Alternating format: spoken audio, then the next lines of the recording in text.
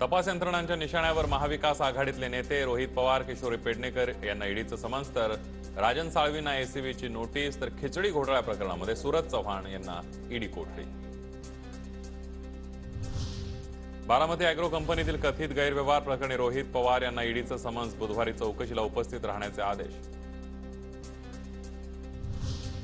24 ऐवजी 22 किंवा 23 तारखेलाच ईडीनं बोलवावं, रोहित पवार यांचं ट्विट. चौकशीला जाण्यासाठी माझी तयारी, ईडीच्या समन्सवरून रोहित पवार यांची प्रतिक्रिया. ईडी संस्था केंद्र सरकारच्या अखत्यारीत येते, तथ्य नसेल तर काही अडचण येत नाही.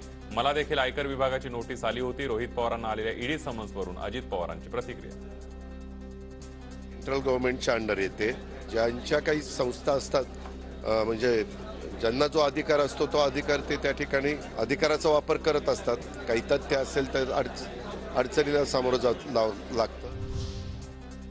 ठाकरे गटाच्या किशोरी पेडणेकर यांना ईडीचं समन्स, गुरुवारी चौकशीसाठी हजर राहण्याचे आदेश. कोरोना काळातील कथित बॉडी बॅग प्रकरणामध्ये पेडणेकर अडचणीत. मला अद्याप ईडीचं कुठलंही समन्स आलेलं नाही, आल्यास चौकशीसाठी जाणार, पेडणेकरांची माहिती. तर मी कुठलाही गुन्हा केलेला नाही, आम्हाला ज्या अग्निकुंडामध्ये उभं केलेलं आहे ते सहन करू, पेडणेकरांची प्रतिक्रिया.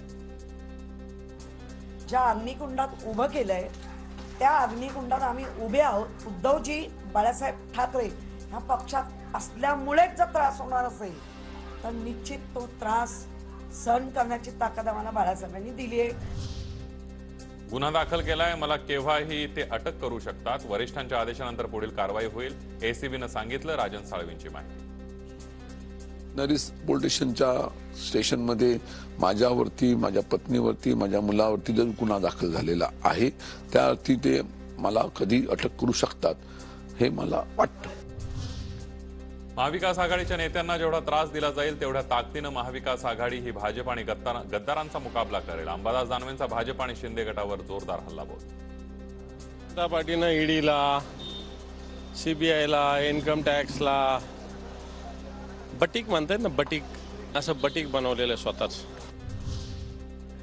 यंत्रणांचा वापर करून विरोधकांना नामोहरण करण्याचा हा प्रयत्न आमच्याकडे, या आम्ही तुम्हाला स्वच्छ करतो. यासाठी भाजपकडून यंत्रणांचा गैरवापर, एकनाथ खडसेंचा भाजपवर हल्लाबोल. विरोधकांना नामोहरण करणं, ऐन निवडणुकीच्या कालखंडामध्ये विरोधकांनी सरकारला विरोध न करणं, यासाठी आपल्या कालखंडामध्ये अधिकाधिक ईडीचा, अँटी करप्शनचा वगैरे हा वापर करून एक वातावरण निर्मिती तयार करतं, एक दहशतीचं.